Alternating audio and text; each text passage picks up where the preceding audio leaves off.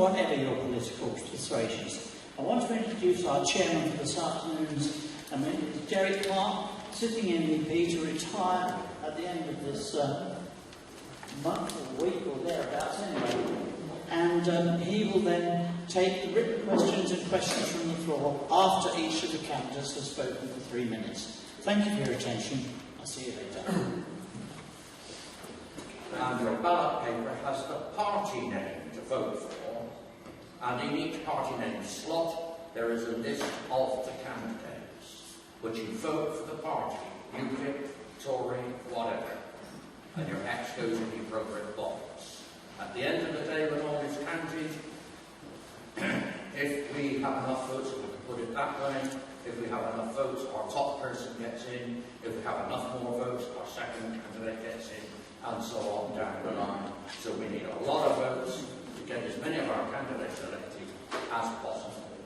And those candidates are all here today. So in the list order in which they will be elected, we have Roger Helmer, Margot Parker, Jonathan Bullock, Nigel Wickens, and Mahoney. So if you vote the people of Corby and the East Midlands, it's the whole East Midlands, and the votes are aggregated together. If we get enough votes, 2, 3, 4, or even 5 of them will get in. So we need as much support as possible. Each speaker will be given 3 minutes to start with to tell you about themselves and what they think you ought to know, but only 3 minutes each because, as our brochure says, we're interested in listening to the people and what they want and our answers to their problems and complaints. Our lady timekeeper who has volunteered to do the job, thank you Susan, will give a dim on the gas when there are 30 seconds left for each speaker, and they must please shut up, sit down when they've got their 3 minutes. And when it comes to the questions, I should be giving the questions to those of them who I think it should go to, and if it's a bit unfortunate for that person, they will still do their best to answer. Pleasure to be here, and I thank you all for coming on this, what's turned out to be a reasonably sunny afternoon. I've been a member of the European Parliament for 15 years, elected in 1999, and obviously I'm here to ask you to vote for UKIP because I would like to serve another term and have the privilege of serving the people of Corby and of the East Midlands, and obviously I'd like as many of my colleagues to be there as well as we can achieve. Just very briefly, because 3 minutes is not very long, why does UKIP think Britain should be out of the European Union? I'll tell you why, because we believe that the European Union is making this country and this town poorer and less democratic and less free. I could speak to you about that for half an hour, but as you've heard, I'm not entitled to do that. So let me just say very briefly, why is Europe making us less prosperous? Europe is damaging jobs. You know, the other side, Nick Clegg will be telling you that we lose 3.5 million jobs when we leave the European Union. But those jobs depend on trade with the European Union, and the trade will continue. The jobs do not depend on the membership. So I'm not worried about the jobs that Nick says we'll lose when we leave the European Union. I'm worried about the jobs we're losing here today because of perverse and damaging European policies. European energy policies are driving up the cost of energy. Paid an energy bill recently, you'll know that's the case. What is that doing? It's forcing families and pensioners into fuel poverty, but it's also undermining the competitiveness of British industry. It's driving energy-intensive businesses out of Britain, out of the European Union entirely, taking their jobs and their investment with them. Then there's the European single currency, and you may say, well, that doesn't affect us, we didn't join, and thank heaven we didn't. But actually the euro currency has created a disaster in economic terms in the eurozone. The eurozone is a major export customer of this country, so we get a knock-on effect here from the damage that the euro is doing. Then there's excessive regulation. I've sat in the European Union's Unemployment Committee for many years. Measure after measure is damaging the British economy and the British labour market. You've probably read in the paper that the National Health Service is having trouble to cope in view of the Working Time Directive. And of course the other policy which is damaging the prospects for British workers is actually immigration. 30 seconds left. Immigration is putting pressure on the labour market, it's causing wage compression, it's lowering wages from what they would have been, It's making queues for housing, queues in hospitals, it's overcrowding our schools, and it's bringing in a great number of people, many of them who turn out to be low-skilled and are here for welfare benefits rather than their objective of working. Those are the reasons why the European Union is damaging job prospects and prosperity in this country. That's one of the reasons why we'll be better off out. Thank you very much.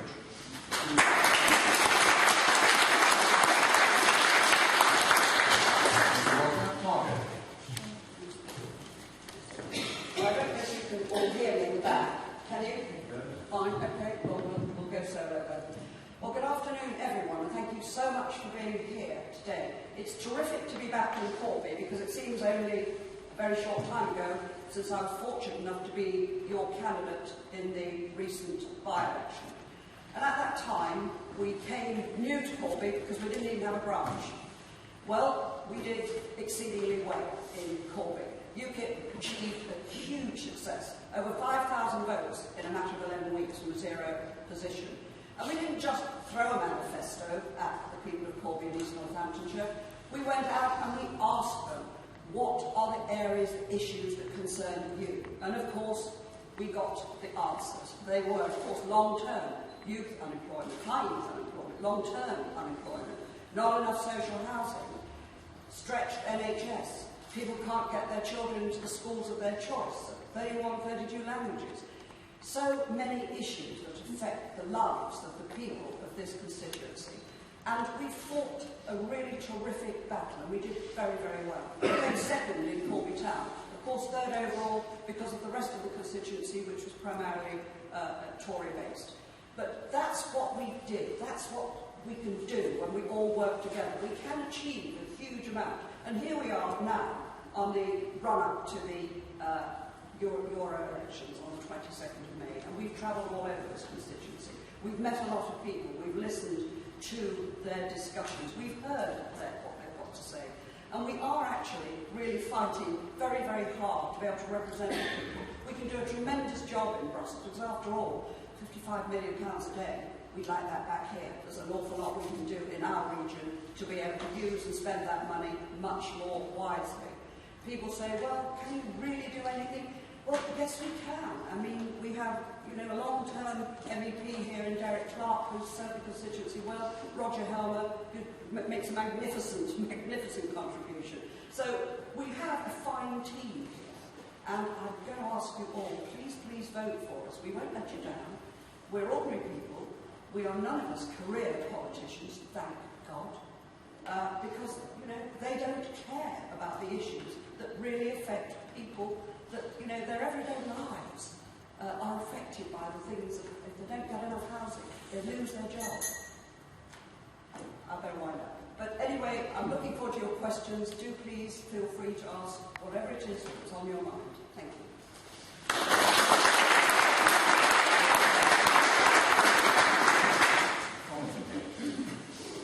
Thank you very much, and good afternoon, everyone. And great for me as well to be back in Corby. I came over a number of times to help Margot, and it was a terrific campaign. I don't live far away. I'm a councillor in Kettering. I live in Geddington, and I'll come on a little later about why I changed to UKIP, particularly some issues on the council.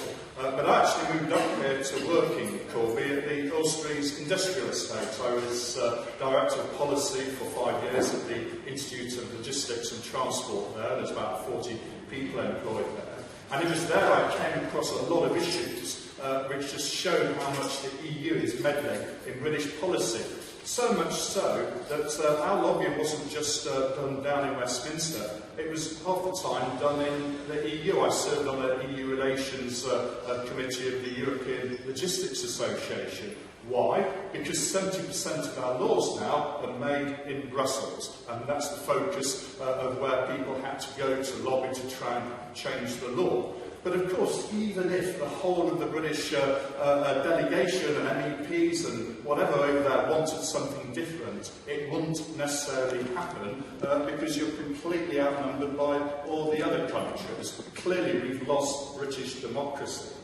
And I became a councillor. I was on the cabinet at Kettering Council for 7 years. What I found was so many issues, even at that local level, were affected by the EU. We were bringing in new policies on bins, you know, where you've got a plethora of bins now, a grey bin, a sort of a black bin, we've got red bins in Kettering. And the reason for that is they have to achieve certain recycling targets. Because of the EU Waste Directive. If they don't achieve those targets, then they get fines, and so the British government passes on those fines down to the council. So the councils are running around trying to alter policy to fit in with EU requirement. Now, that's not right. We need local policies based on local need, not on what suits the EU for probably other countries. The other issue is planning.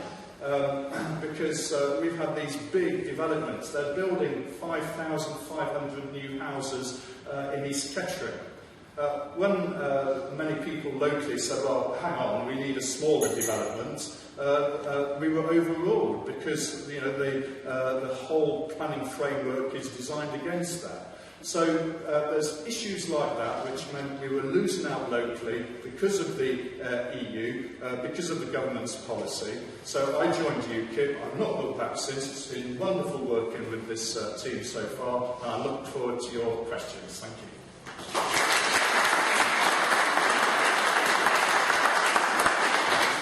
Nigel. Thank you, Derek. Good afternoon. Of course, I'm not the Nigel from UKIP that most of you want to turn out to see most of the time, and well, my apologies for that, but I'll do my best. I don't have his talents, but I'm catching up as fast as I possibly can. I first joined UKIP in the mid-90s. In fact, before Nigel Farage's leadership in Hammersmith, where was the leader, so to see where we've come now is particularly pleasing. Some of you might know the music of Leonard Cohen. Well, Leonard Cohen wrote, "I'm sentimental, if you know what I mean. I love the country, but I can't stand the sea. I'm neither left nor right." And so the song goes on. His song is called Democracy, and that's where I come to politics, really. It's about having a free democratic state in which we elect the people that make our laws and remove them if we don't like those laws.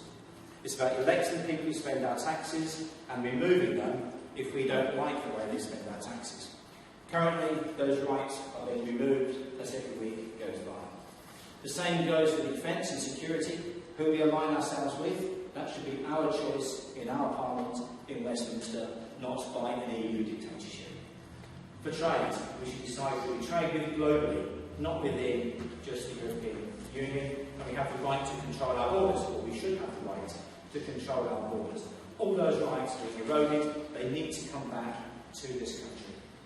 I have 3 sons. I want them to live their lives in a free, democratic, independent sovereign state. And that's why I'm here. Thank you.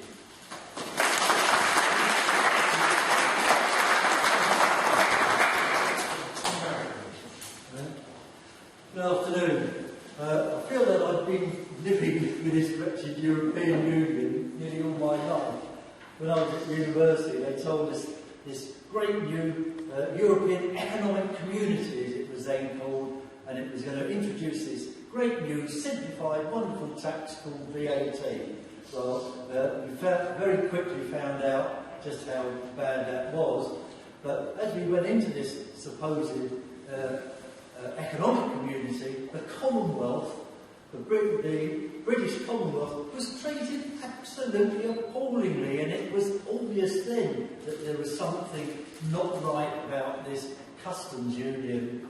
Well, 20 years later, I was in a business importing timber, and we suffered a massive recession thanks to our membership of the European exchange rate mechanism. You probably remember that. That was the forerunner to the euro currency, and we ended up with 15% interest rates. Anybody who had a mortgage at that time would know.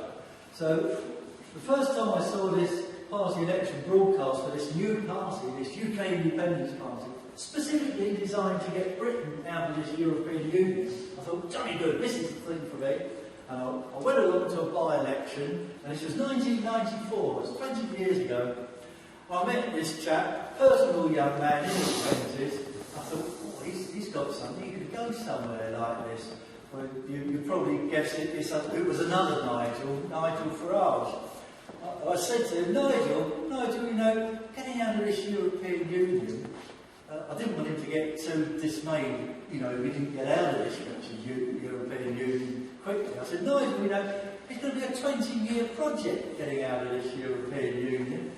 Well, that was 20 years ago, and we're not out of it, so don't take my horse racing tips. I mean, that's how good I am. But at least we are here, and we're fighting, and we could, with a bit of luck, come top of the voting in this European election. So, now, why is it that this wretched European Union is so bad, and it does affect all of us? Well, European law overrides British law. So, we know about the cost, the £55 million a day, we've already had reference to that. So, we hear about this immigration policy, and that's the one that really touched the nerve of the people, this immigration. We keep hearing about what Cameron might do and what others might do, and of course they could do absolutely nothing, because British law is overruled by European law, and British courts are overruled by European courts. And we will never have our self-respect and our self-government and our identity back until we gain our independence out of this European Union. And that's why I ask you to vote for us. And in the meantime, we can be in Brussels, seeing what else they're cooking up, maybe affecting a bit of influence here or there, but in truth, we need to be out. Thank you.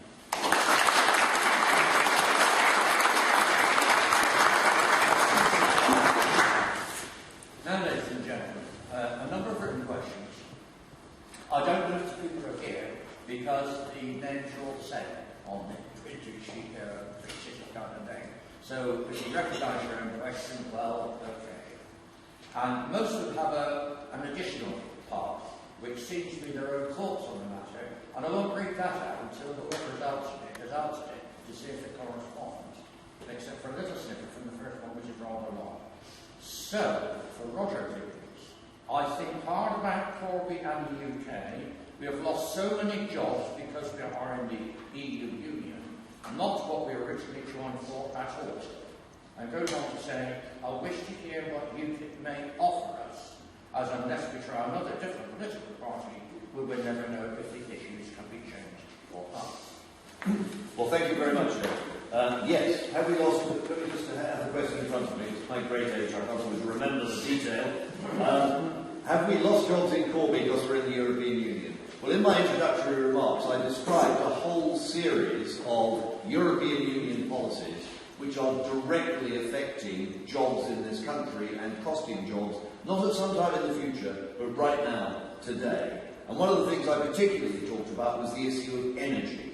And what Europe has done with its climate and energy policy, with its insistence on very inefficient renewable technologies and covering the country in wind farms, has driven up the price of energy so that companies that consume large amounts of energy are in trouble. And the obvious example, and here we are in Corby, is the steel industry, because metals and steel in particular is very, very energy intensive. Not just steel, I mean aluminium. The Alcan plant in the northeast closed down about 2 years ago, I think, and again in that case they were quite specific. The reason was that energy costs are so high in Britain and in Europe that it's just much cheaper to make aluminium, and indeed it's now much cheaper to make steel in other places. But I'd like to add one point to that. The reason they're doing this is to cut emissions. And we don't have time this afternoon to get into a big debate about climate change unless somebody's asked the question. But the truth is that if you drive steel companies, for example, out of Europe, you send them often to other jurisdictions with lower environmental standards. Now, I've been told by people in the industry that if you make a ton of steel in China today, you actually emit twice as much CO2 in China making that ton of steel as you would have done if you had made that ton of steel in Britain. So what we are doing is we have a European policy which is driving industry out of Britain, out of Europe, but at the same time, in all probability, is increasing emissions. So it's a lose-lose policy. They don't serve the objective they set, which is to reduce emissions, and they're destroying jobs and driving them out of the country. So the answer is quite clearly yes, we are losing jobs in Britain and in Corby because of European Union policies and those other policies which I mentioned. Thank you, Roger. Did he answer the question as the person asked it? His view was, I personally believe that all the EU restrictions, business, banking, health and safety, education, forced integration with foreign cultures, British freedoms to think for ourselves, many, many more issues are affecting all UK working, non-working and disabled people into a very angry nation. I leave it to you as well, Roger, answer the supplementary bit which you have. Next question, please, for Barry. Do you think that at the moment we have three political parties that are just as untrustworthy as each other? I could be brief and just say yes. The thing is probably asking a bit more than that. I mean, the answer is yes, they all share a common political ideology in that they all believe in this European project. The Lib Dems, which used to be the SDP, which was a splinter group from the Labour Party in 1984, the sort of Euro extreme wing, broke off. And at least they honestly say, you know, everything's European and that's it. You know, they are there on the corner. Labour and Conservative, well, frankly, you couldn't get a cigarette paper between them. And of course the reason is they've given away control. They've given away control of the borders. 70% of our laws are now have their origin from the European Union, and all we have to do as a nation is enforce those European directives, European regulations, and European Court of Justice injunctions to abide by these European regulations. That's why you can't trust them, because they can't honestly say there's a difference of opinion between them, because they all have to abide by the same set of core legislation. And we, UKIP, are the only party that say, no, the way to unravel this sort of dreadful Gordian knot is to cut our way through it and establish our own independence, and what you see is what you get. And that's why we are, as they say, pure blue water distance between us and the other three established political parties in this country. That's why I hope you'd vote for us. Thank you, Harry. Did that answer the questions? The writer said, my own view is I personally believe that in my life that all the parties of governance have exactly the same rich, selfish, privileged and ignorant outlook. Oh, I second that then. I'll stay this side and ask Margot to answer.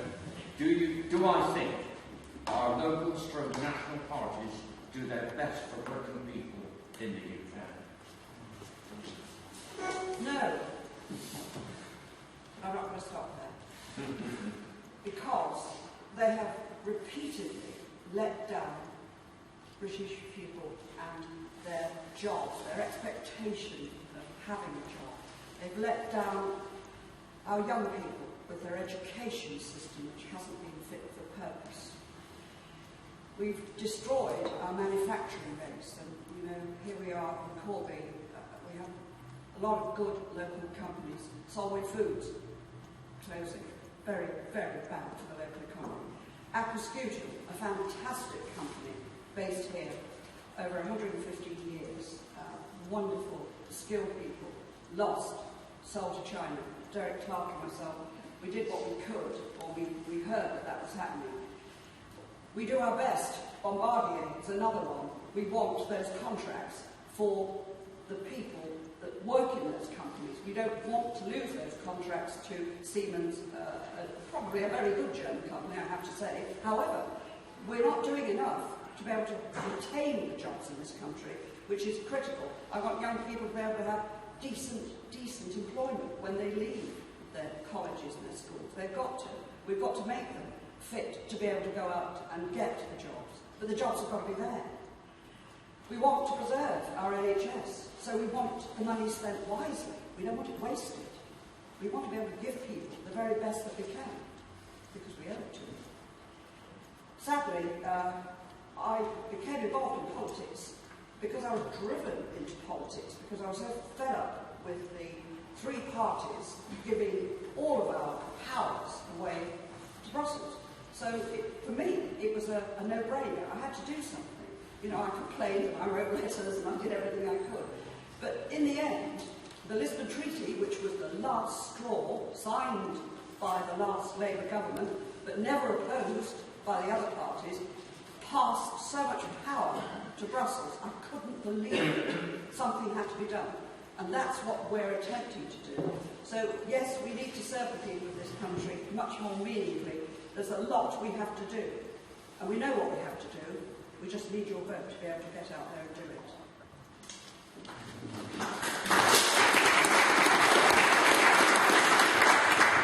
I'm the author of this, and I'm sure that I have no idea of the extent of the division of class within the UK, certainly not at all aware of how our working men and women struggle to look after our families.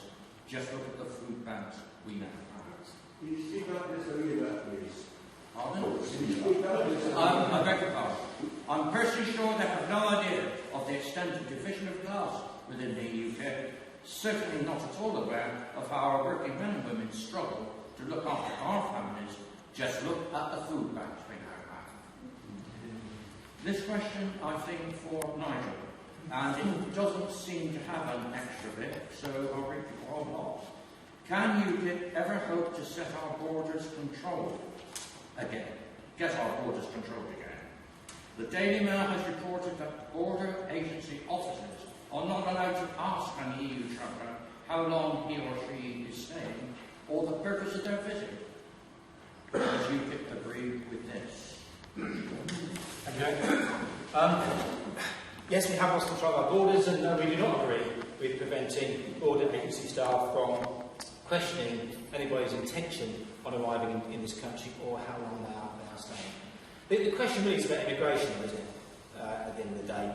And the immigration debate is sensationalised by certain parts of the press and by certain other elements within our political life. The immigration debate is not really about race or nationality. It's not even about culture. It's about population size versus infrastructure and resources. We've got 2.3 million people unemployed. To flood the labour market with more people is madness.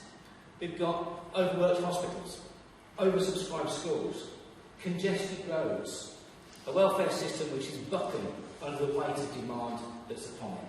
It's population size that's the real problem, and because of the population size, we need more people like we need a hole in the head, quite frankly. We have to get control of our borders back. We're not saying no immigration. We are saying there are certain skills that we need.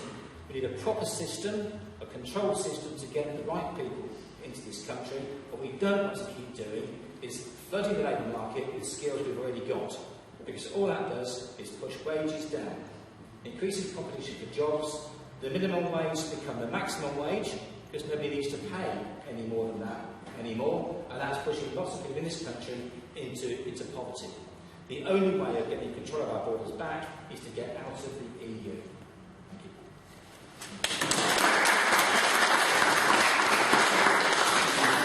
And for Jonathan, please. Again, this is just a question, there's no supplementary.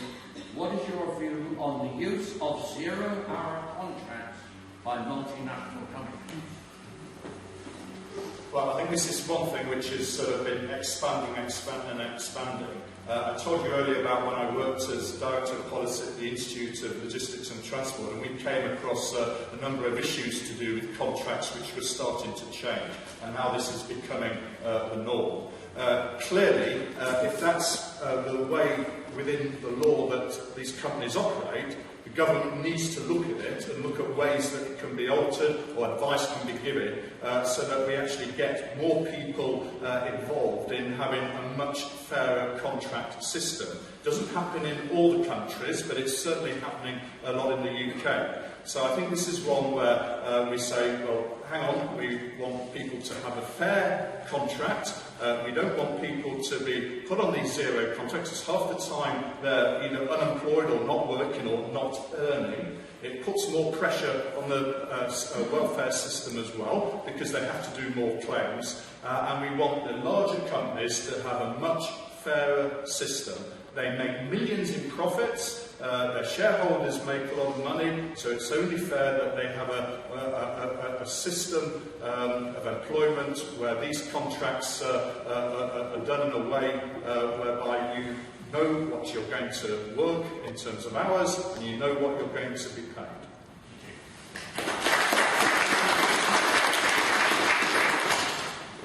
Come back to Barry for the next one thing.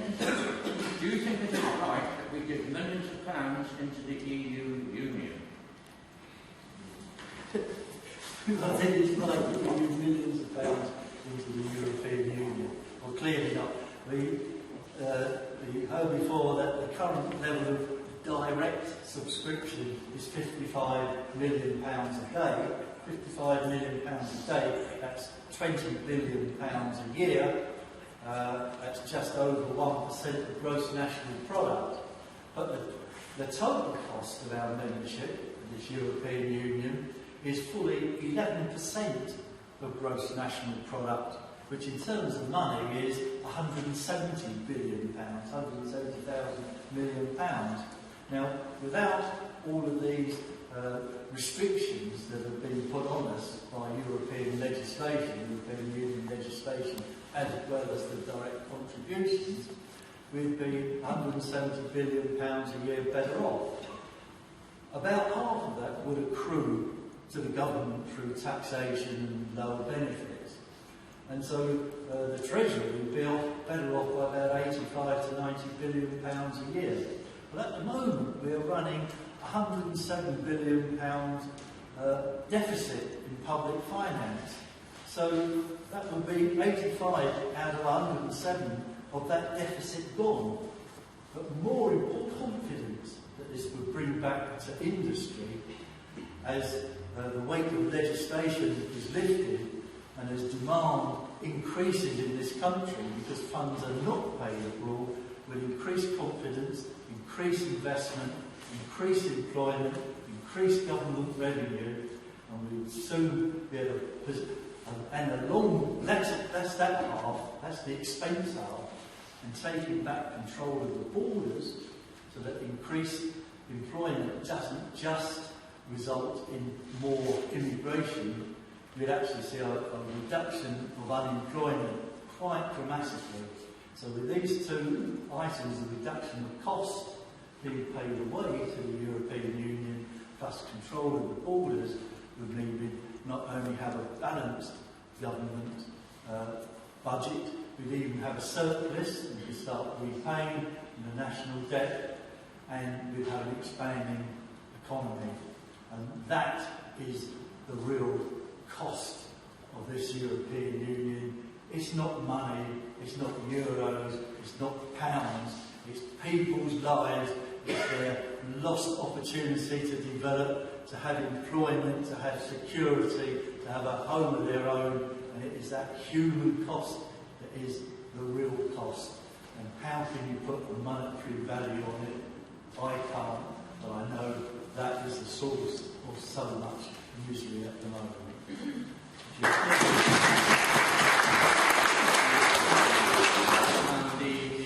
Roger, the question said, I personally do not think it is moral when we have so much poverty.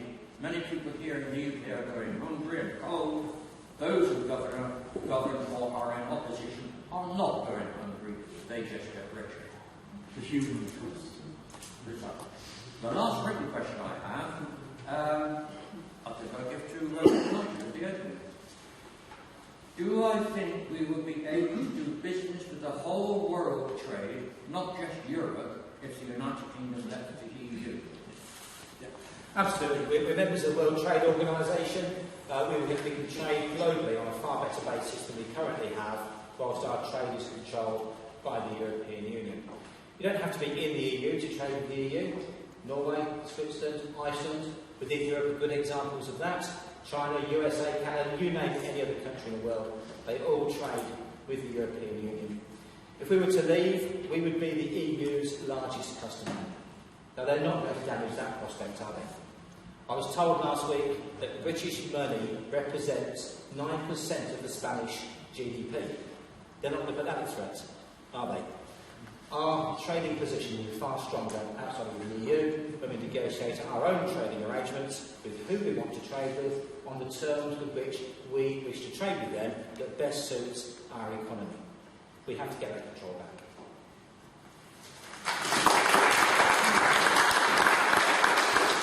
And the questioner wrote, I personally think we can.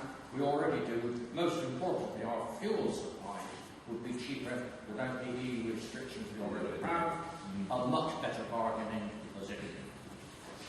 Well, ladies and gentlemen, run out of written questions, and we have the law until 4 o'clock when we must finish because there's another meeting or group put the whole men off.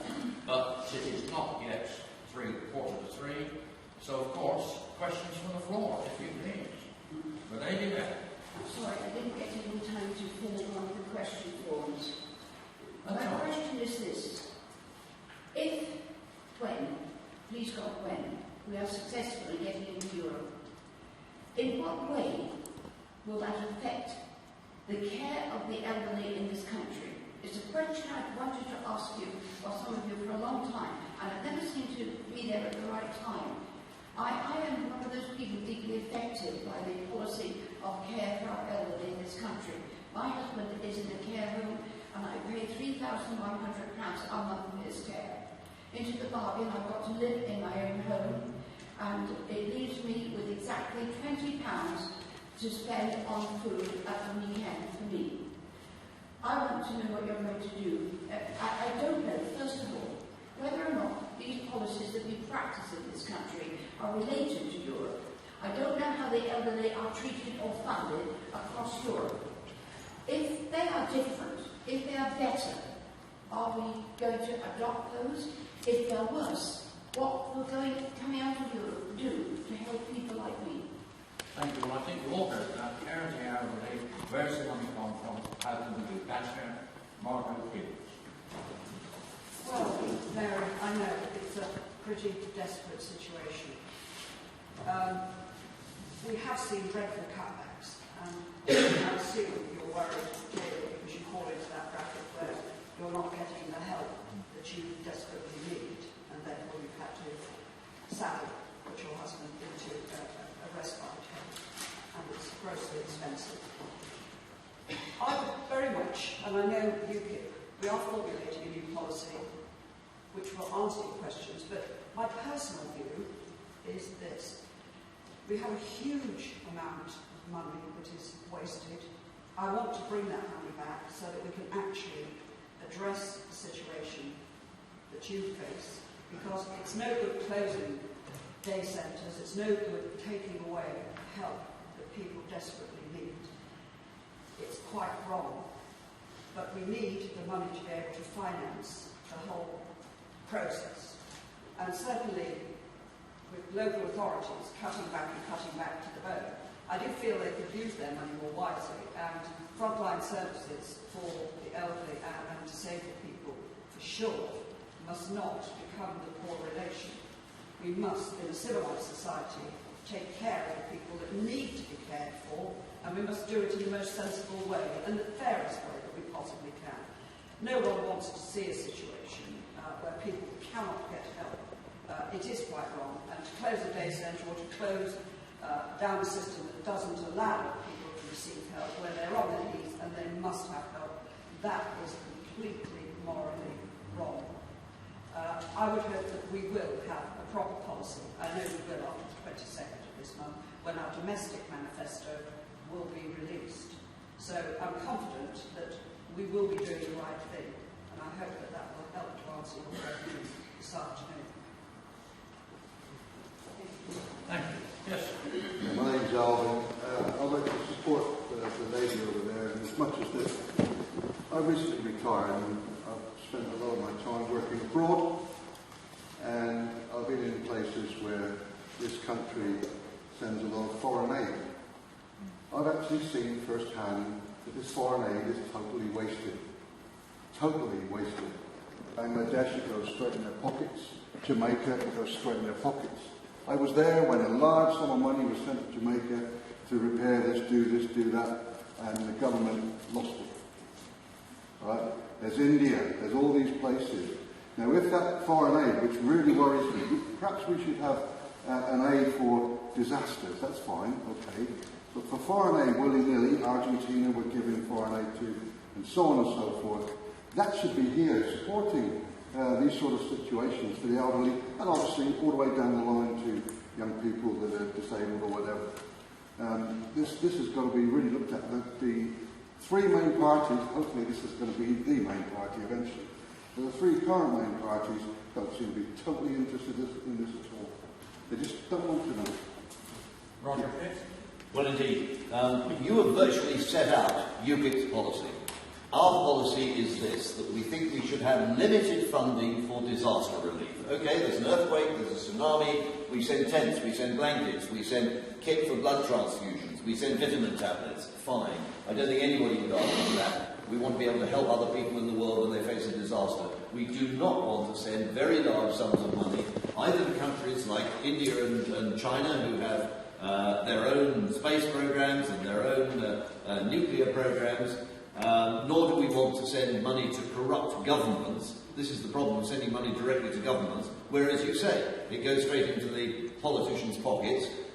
It's called taking money from poor people in rich countries and giving it to rich people in poor countries, and we want to stop doing that. And that is another source of funding. We in UKIP have big ambitions for what we'd like to do in this country, and of course our opponents say, how are you going to fund it? Well, to start with, we're going to stop sending all this money to Brussels, £55 million plus the regulatory costs, £55 million a day plus the regulatory costs. The only problem with the Brussels thing, what will happen to you good people if you all voted at home? You keep getting power and you come out of Europe. well, you would be very happy sitting at home. I should let you into a secret, because Nick Clegg is right on one thing. We will lose some jobs when we leave the European Union. 73 of them will be members of the European Parliament. People like, well, everybody you see up here will be only too happy to end our jobs by voting against being in the European Parliament. And there's one other job we're going to lose, and that is the European Commissioner's job that Nick Clegg figures he's going to get when they chuck him out from being Deputy Prime Minister. So, yeah, we agree with you on that. There will be more money because we're not sending it to Brussels. There will be more money because we're not sending it abroad for purposes like that. And frankly, as I say, you have set out our policy. That's what we believe. That's what we intend to do.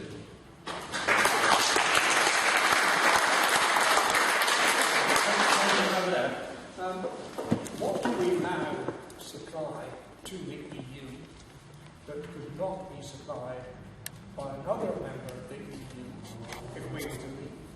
What would,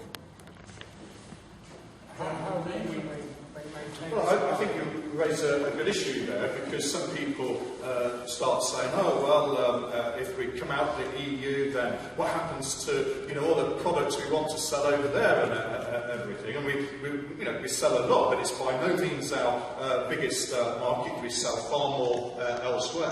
But the truth is, we would still go on selling these goods to Europe, and the reason for that is they sell far more to us. So, for example, Mercedes, Audi, you name it, still want to sell their cars to this country, and it would be those companies, first of all, which would be saying, hey, hang on, let's have a quick trade agreement put in place. Bigby Jones, the CBI Director General for many years, he said within 24 hours of us coming out of the EU, there'd be a trade agreement in place. Not only would there be a trade agreement in place with Europe, we would for the first time be able to do a trade agreement with China, with America, with all these countries which at the moment Britain cannot have a trade agreement with because we have to go through the EU. And the EU is so cumbersome and just cannot get it organised. We haven't got half these trade agreements in place. In fact, the other day, Iceland did a trade agreement with China.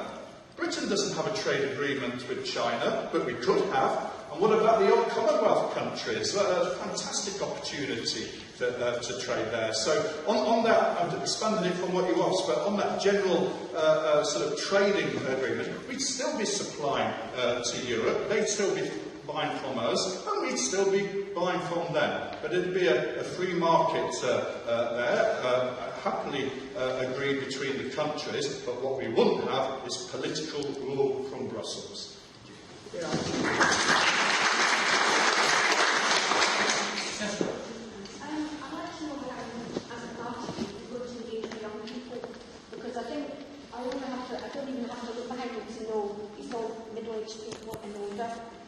I think the perception is amongst young people that you're a party of elderly bigots, and that's how it comes across.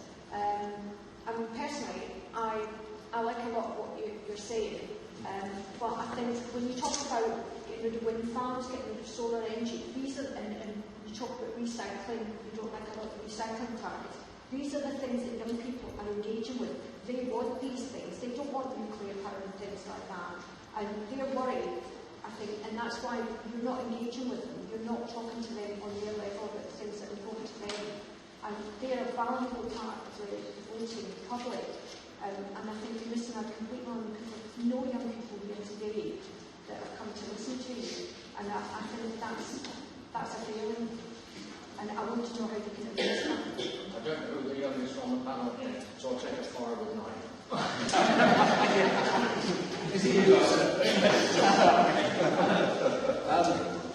It's a very, very valid point. Could I perhaps suggest that whichever political party this was a meeting of, the age profile would be roughly the same? No, I don't think we're too different in that respect. That doesn't make your point any less valid. It's absolutely true. Not enough young people engage in politics. It's difficult to talk about young people's subjects, but actually engage and talk to us about what their concerns are. We do have Young Independents, which is the fastest growing part of our party, a very active group for those that are under 25, supporting us in many places that we go. They come to our street stands, very active. We've got some of the youngest councillors standing in the district council and local council elections happening on the 22nd of May, which is very encouraging for UKIP. I suspect, I don't know, but I suspect we'll probably outstrip the parties in that respect.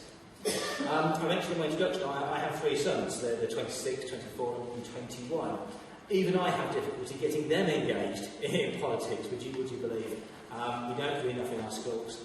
I wouldn't say we should actually teach politics in schools, but we don't do enough to raise awareness of politics in schools these days.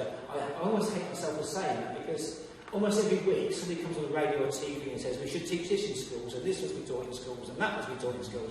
Never mind the 3 hours. So I sort of want to backtrack a minute now and forget what I said. But there needs to be an awareness, and maybe as parents we don't raise enough political awareness among our children anymore, as much as perhaps previous generations.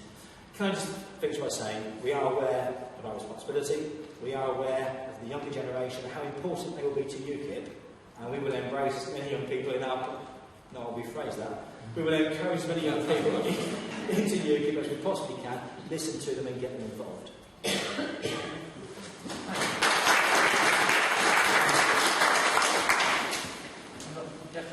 Does UKIP believe that the United Kingdom should seek to involve itself in the Russia-Ukraine situation? Now, we have a contrast here, because on the one hand, we believe in our armed forces, we want to support our armed forces, we want to fund them properly, and we also want proper care for veterans. There's a poster I saw recently that says in this country immigrants get a better deal than army veterans, and that is something we're very unhappy with. On the other hand, we think the job of the armed forces is the defence of the realm against immediate threats. We do not think that the objective of the armed forces is to go out to every little war that Tony Blair wanted to fight and engage British blood and British treasure in causes that really go nowhere. You asked about Ukraine, I'll come to it, but I mean, take the Syria example. A lot of people were keen to go in on the side of the rebels in Syria because Assad was a terribly bad thing, and we agree Assad was a terribly bad thing, but you start looking at who the rebels are in Syria, and you find they're just about as bad. So the idea that we would be giving weapons to those people who are motivated by Al-Qaeda seems to me to be a terribly bad thing. On the subject of Ukraine, absolutely, I do not think that Britain wishes to be engaged in a war with Russia over Ukraine. It would be madness. But I must make another point there that is terribly important. Ukraine was always part of the Soviet Union, as long as there was a Soviet Union. Khrushchev extraordinarily gave the Crimea, which was previously part of Russia proper, to Ukraine, what, about 40 years ago? I forget the date exactly. He gave it as a gift. And he obviously did that in the expectation that, well, it was all part of the USSR, so it didn't really make a serious difference. Ukraine has always been right there in the Soviet sphere of influence. Now compare that with, say, Cuba, which used to be is geographically very close to America. When the Russians started doing stuff in Cuba, the Americans were quite naturally very angry. When the European Union started dangling incentives in front of Ukraine and saying, well, maybe you can come and join the European Union and you can join NATO and so on, it was just like the mirror image of the Russians doing stuff in Cuba. And I don't support the Russian position, but I do understand that they were very upset and very angry. Plus, you've got the situation that half the country in Ukraine is left westward leaning and speaks Ukrainian, and the other half, if I got the percentages right, the other half is leaning eastward towards Russia. And I think what has happened is that the European Union has just played a terribly bad hand. It's gone around offering things it can't deliver, infuriating Russia when it didn't need to infuriate Russia. And the moment President Putin says boo, the guys in Brussels simply don't know what to do next, except put a few trivial sanctions on half a dozen leading Russians.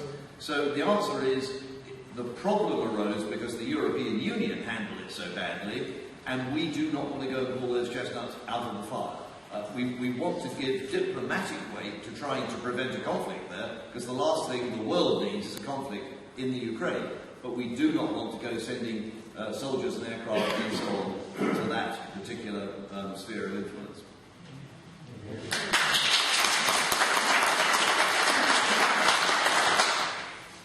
More questions for you? Gentlemen, right at the back.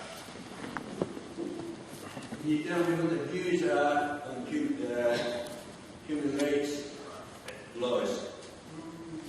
What I think is that they're using the human rights laws, especially other villains, to say you're deported, and what your views on that? Margaret? Yes, we've all seen, sadly, I don't know how many years it took for Abu to be deported at huge cost to the British taxpayer. Enormously annoying to have such a person here anyway. We should have been able to deport him head on. So we must leave the human rights the way it is within Europe, and we must have our own, which we're quite capable of doing, by the way. We actually were a signatory right at the very beginning, so we don't need any lessons to be involved with the European law, which actually stops us deporting people that have to be deported, should be deported, and think all the lives that would have been saved from people that should have gone, and they remained here, and they actually sadly were involved in quite desperate crimes and the loss of ordinary people's lives. So it is very serious. We do want to see it gone, but we will reinstate a sensible human rights law that will work for the British people, because after all, we don't need to be told how to behave properly. We're capable of that.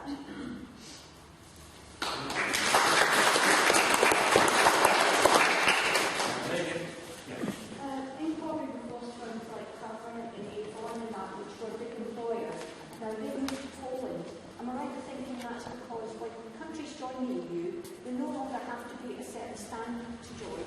There's a lot of rules and regulations on things like pollution, things like that. They're allowed to slip down a bit. They don't have to stick to that for a certain number of years to bring up to standard. That makes it an unfair playing field. My husband works for a firm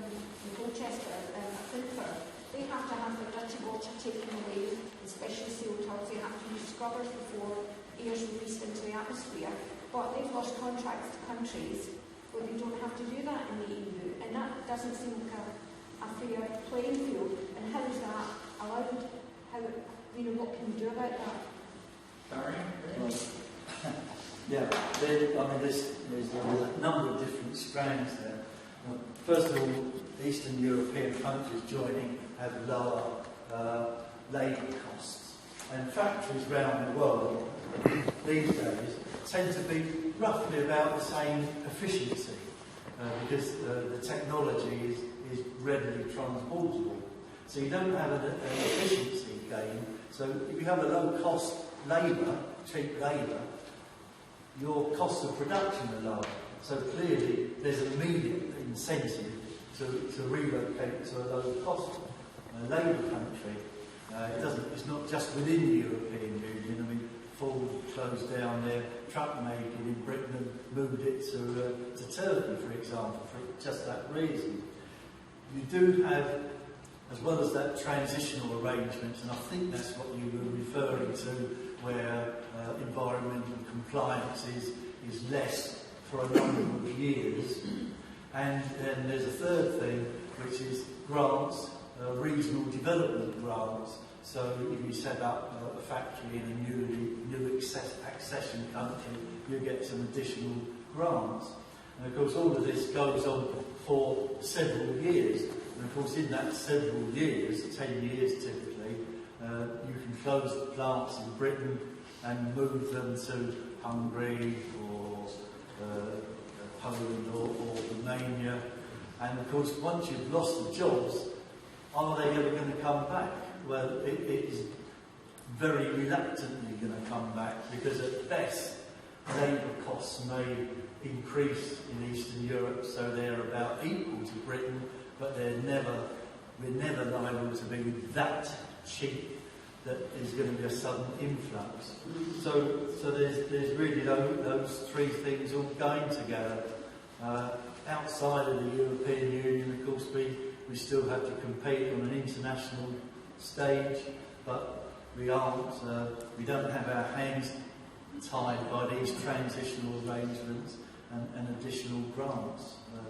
We can then trade as we have done, well, for about the last 200 years.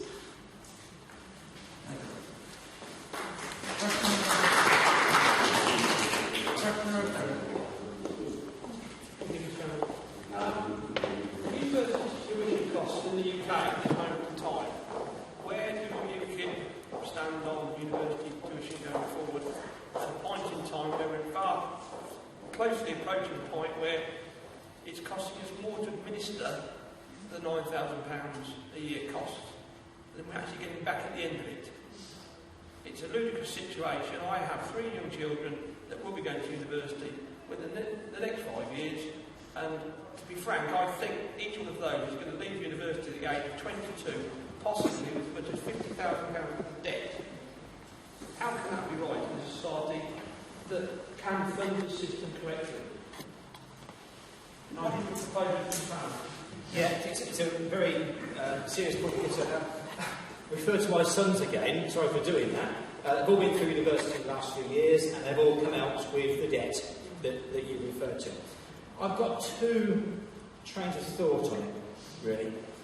I did a quick calculation and I worked out that a student that comes out with a degree has the potential in their working life to earn £400,000 more than they would have earned had they got a job which they could get without having a degree. Now, to ask someone to pay, over that time, £20,000 to £25,000 for the ability to earn £400 doesn't sound like a big ask. Now, I think there are some students, and perhaps I've been quite fortunate, I've earned well in my working life, I could afford to support them at a university.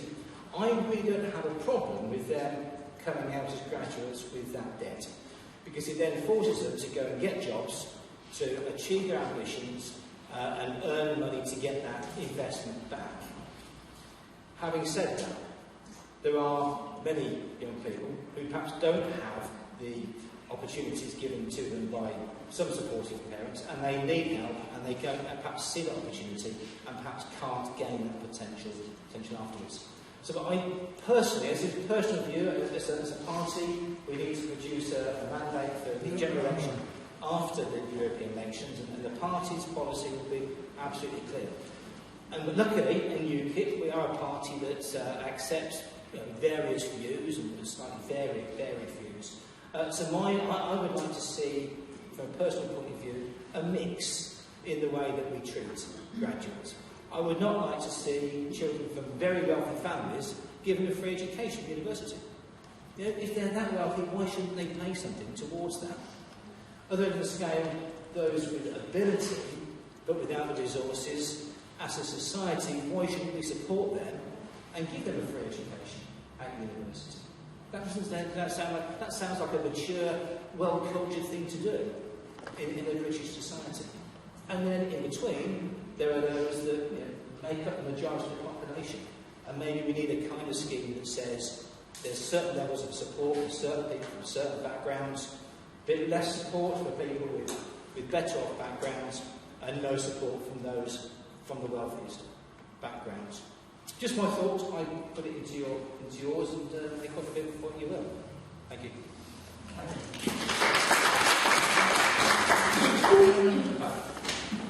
Good afternoon. My name is Lenny. I'm a third truck driver, and I'd like to know what UKIP thinks of this new high-speed rail project and the cost of it. Where our priorities are on it. We can all answer that. You're in a hot seat. It's ridiculous. The cost is astronomical. It's 50 billion, it's 80 billion, it's part of a process within the EU which says, my good friend Barry often quotes when he's answering this question, if you get on a train in Leeds, you can stop in London if you want to, and then the next stop might be Lille or Brussels. Well, we don't need it. It's far too expensive. And at the end of the day, we can easily improve our rail structure without having to have this wretched high-speed tube. It's going to cut through wonderful bits of countryside that we don't need. It'll connect, maybe it'll give you another 20 minutes off your journey. It's about 20 years too late. We don't, and we certainly can't afford it. We can spend our money in a far more meaningful way. So it's rubbish and we oppose it. Does that answer your question? It does, yeah.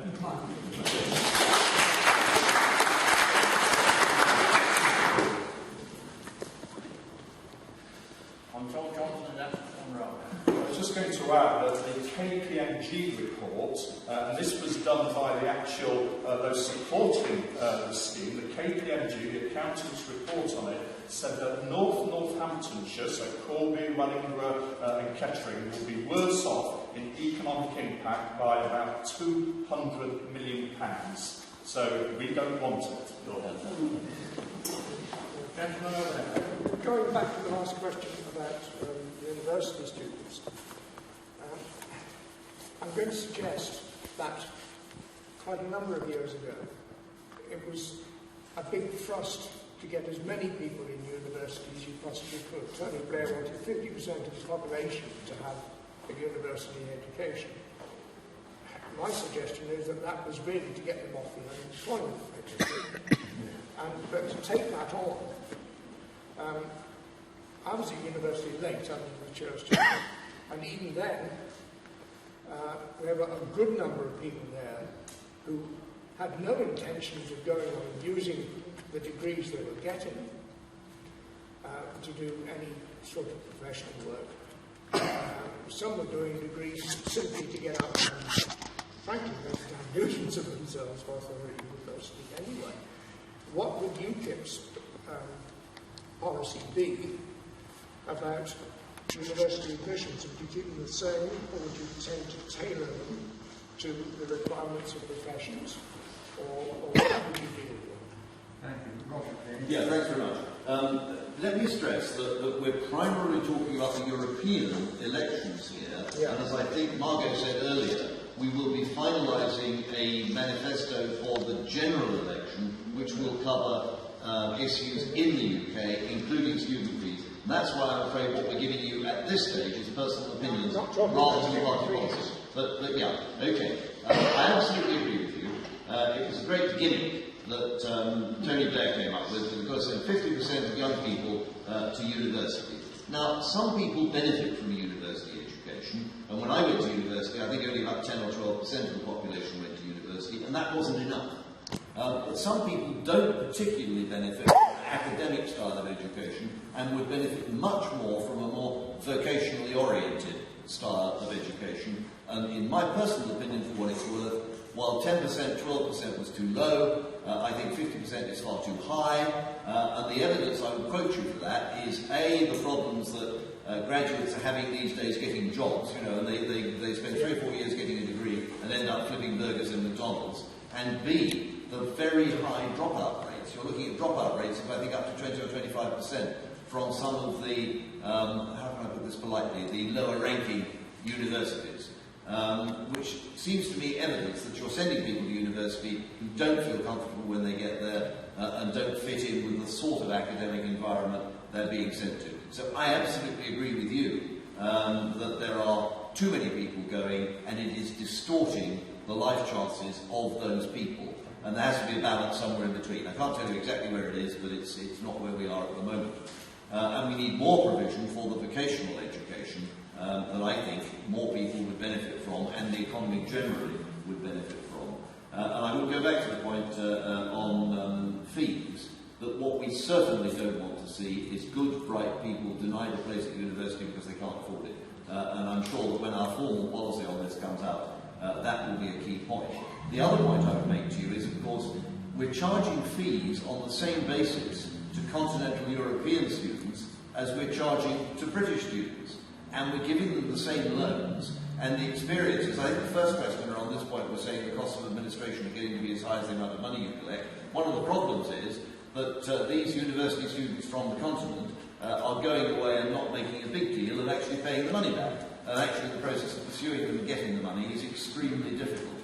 And of course when we get out of the European Union, that is something we should be able to control properly as well. You know, if you get students from Singapore or San Francisco, they pay the fees at the time, and actually they pay higher fees than British students, but they pay or they don't get the education. And the same would apply to continental students if we were out of the European Union and not governed by European Union law.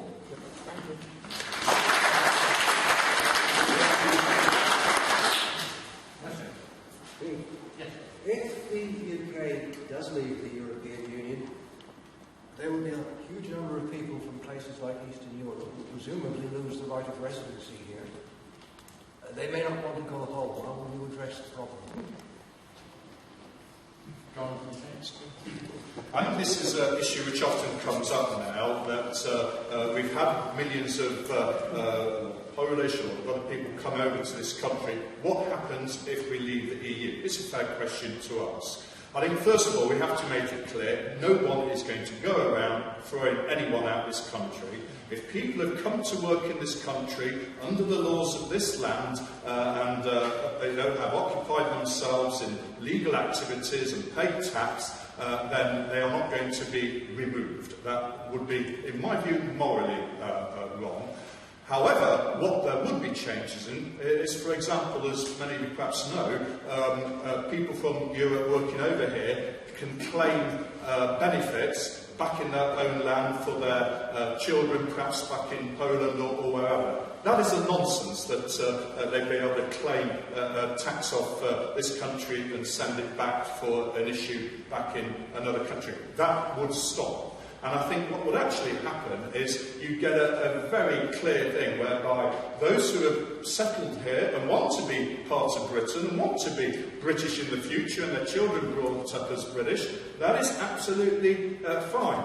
I grew up in Nottinghamshire, and there was an RAF base near me there, and a lot of my compatriots at school were the sons of Polish people who had come over to work for the RAF, so I can still remember the names today, Adamczyk, Ruzicki, all that. But I know them still today, kept in touch with them. They are British, they're working in British, they love this country, that's absolutely fine. and there's an opportunity there for those who have come over to develop that way. But what wouldn't happen is that there wouldn't be this complete uncontrolled immigration for further waves of immigration. That would be reduced immediately, probably by some sort of point system as they have in Australia, so that we could start controlling immigration. I think as we start controlling immigration, a lot of the pressures we've all felt in society would start to limit, as those who have come in many years ago either choose because they want to now go back to countries, or because they choose to stay and make Britain their sort of native home, if you like, and those pressures in society we have diminished. So hopefully that answers your question. No, it doesn't. Right.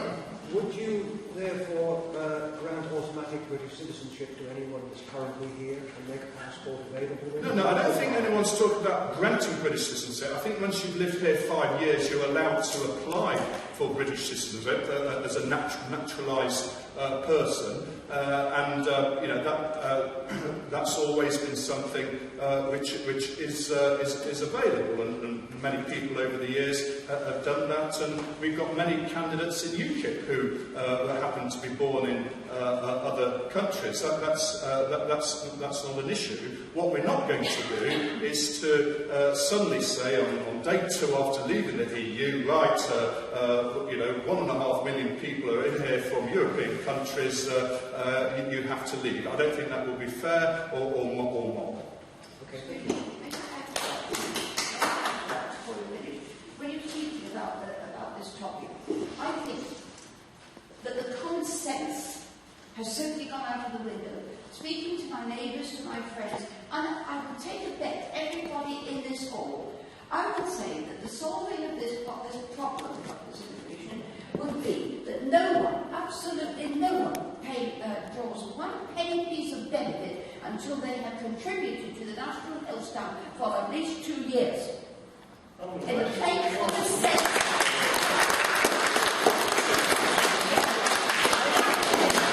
Yeah, we have that actual policy, and what we say is actually they should be here for 5 years paid into the country until they're allowed to claim. So you're echoing UKIP policy there. And I think people, as you say, see it as a fair, common sense policy, and we'd also say that the future people who come to work in this country, perhaps on a work permit basis, they should have their own health insurance, because health tourism in this country has been a complete scam. There's people who come over because they're pregnant to be born in this country. There's people who come over to use it because they've got serious or obviously, you know, very unfortunate problems. But why should this country's taxpayer pick up the bill for other countries' people? And that's got to stop. How do you think people like me feel when I listen on the radio and television to people drawing hundreds of pounds a week on benefits, and me scratching along that I have to keep Steve in this care home because I can no longer look after him?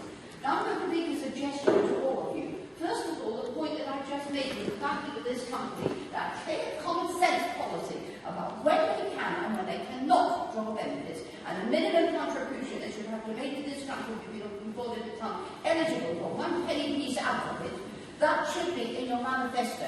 And the second and last thing that should be in your manifesto, and it would romp you home at every election you would go to. I promise you, I know that this is true.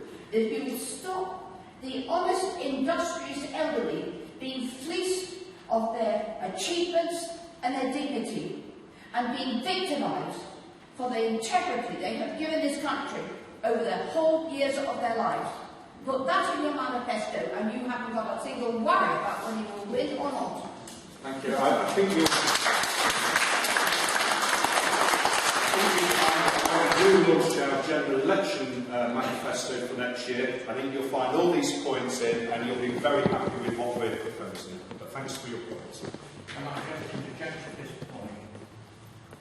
The European Union elections in 5 weeks' time are what we're concentrating on. So if we don't hear much about that, or the other more domestic issues we've been raising, then don't be surprised. Once that's out of the way, and we see how well we've done, we will then roll on for the general election in a year's time, which is when our manifesto to cover all that kind of point, and the other more domestic points you've been raising. They will be in that manifesto, but quite frankly, we're not going to waste our time on that at the moment, when 5 weeks away we've got the Euro elections, and we want to do well there, so we have a boost to catch people's attention for the manifesto for 2015. So we're taking one thing at a time, and a bit of back burner job with the domestic election stuff, because it hasn't been. Another question. Lady in the front. Well, I want to keep it on time, actually, because I think we're kind of losing the plot a bit here. I'd like to ask, if you're elected, what do you intend to do for Corby and East Midlands and the UK in general? What are your aims? All right. Barry.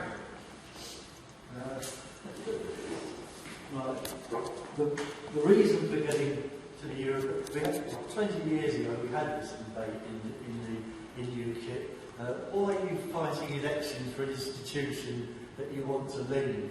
You know, why become an MEP, go to Brussels? You don't want to belong to it.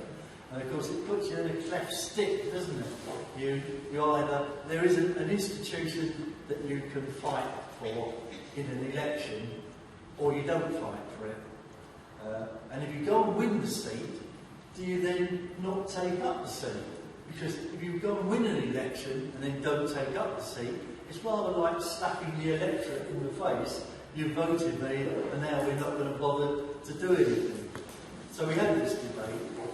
Number one was, do you fight elections for institutions for which you don't believe in? And then secondly, do you go and take up the seat having done it? So, I mean, it's fairly obvious which side I was on. We do fight elections whenever we can, and you do take up the seats.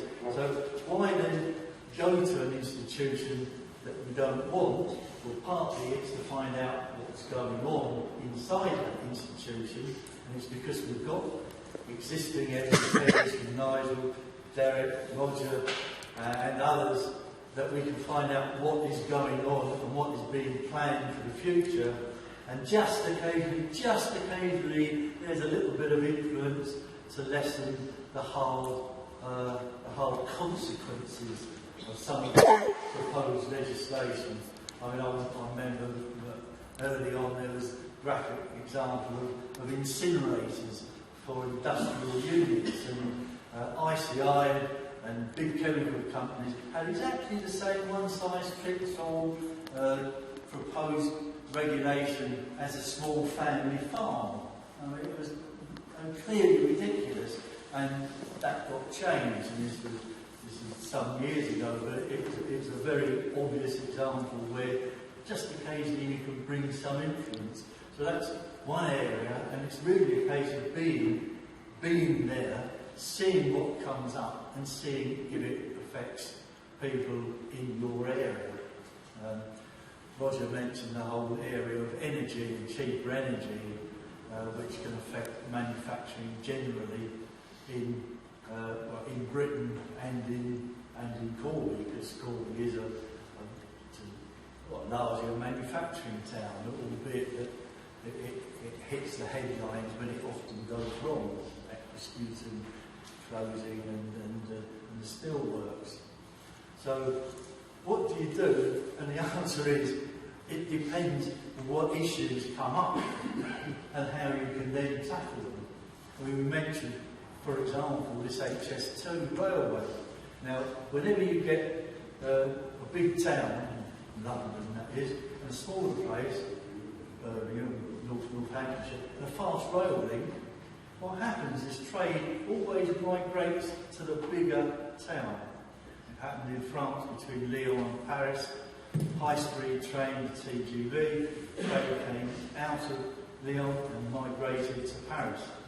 So the answer is, and it can't just be 1, 2, 3 simple points. It depends what goes on, but it's having people there who want to support industry and Britain rather than some grand plan, one-size-fits-all for the whole of Europe. It's a case of taking it case by case. Sorry, that doesn't sound a really simple answer, but I think that's the sort of complication one is faced with.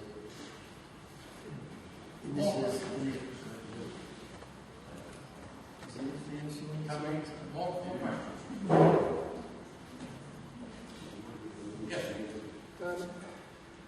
my former profession, you're not supposed to ask a question without already knowing the answer, but in this case, I don't. Is there a fiscal cost looking at this if we do leave the EU? Is it going to cost us anything in terms of the treaty or anything like that? Yeah, that's a very interesting question. There is no direct cost in terms of sort of here is the penalty for leaving, as it were. No, there's nothing in the treaty, and indeed what there is in the treaty, the Lisbon Treaty, there is Article 50, which specifically provides for member states to leave. They put that in purely as a cosmetic device, so they can come to Eurosceptics like us and say, look, you ought to like the Lisbon Treaty because it has a clause letting you out. They never thought it would be invoked, but it is there in the treaty. And it places a treaty obligation on the remaining EU to negotiate favourable trade terms. So no, there isn't a direct cost. We've heard already in this discussion how we would expect a free trade agreement to be put in place as part of that transition. There are three reasons why they would do that. Firstly, because we're a big customer, and there is an enormous commercial interest in them doing so. Thirdly, because secondly, because under WTO rules they can't apply penalties, they wouldn't be able to, and thirdly, because of the Lisbon Treaty, as I mentioned. There is in fact a huge benefit because we can start to untangle these grossly excessive and expensive regulations that are in place. We immediately save the £55 million a day that we are paying. So there are immediate short-term financial benefits and longer-term growth and prosperity and jobs benefits. We see it as entirely a win-win. Put the thing the other way around. What are the benefits of European Union membership that we could not have through a simple free trade agreement? And I have to be honest with you, I've been in the European Parliament for 15 years. I cannot think of a benefit we get from full membership that we would not have through a simple free trade agreement.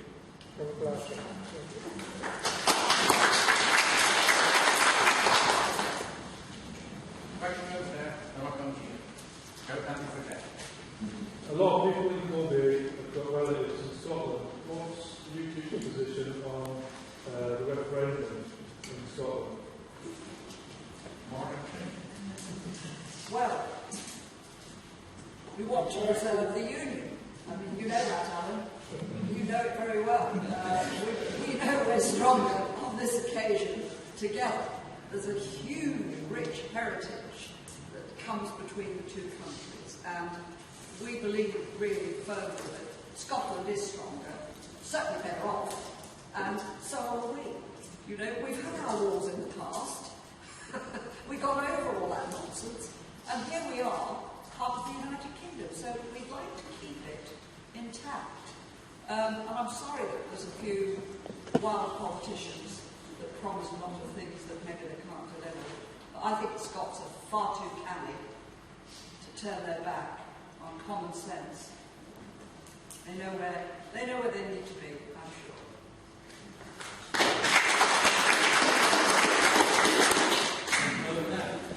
I'm going to ask what would UKIP's policy be on things that happened in the past from other successive governments? The loss of boatyards because we're sending abroad to have boats built abroad, the loss of motor vehicle businesses because they've been sort of sent abroad, giving jobs to other countries to build trains, which we could build in this country. There is so many things over the years that have actually been given abroad all the time at the cost of our own workers.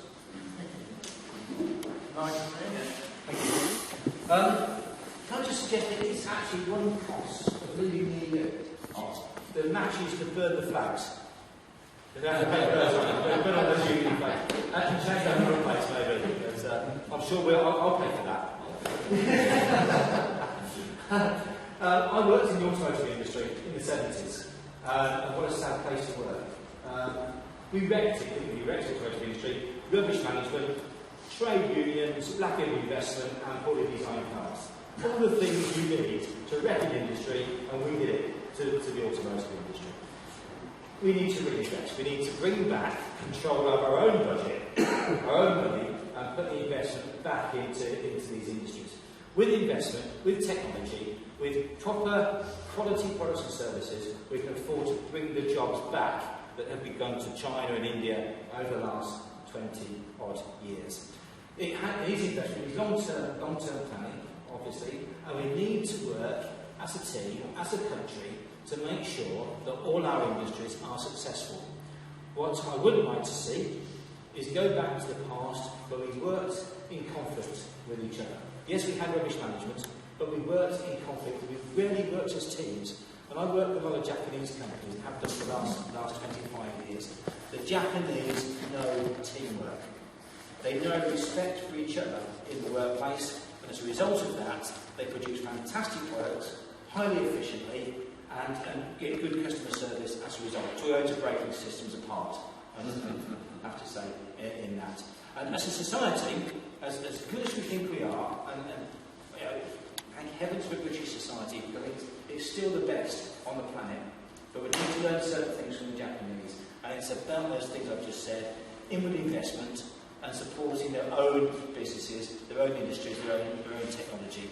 A few lessons from them, and we can have a fantastic manufacturing base back in this country.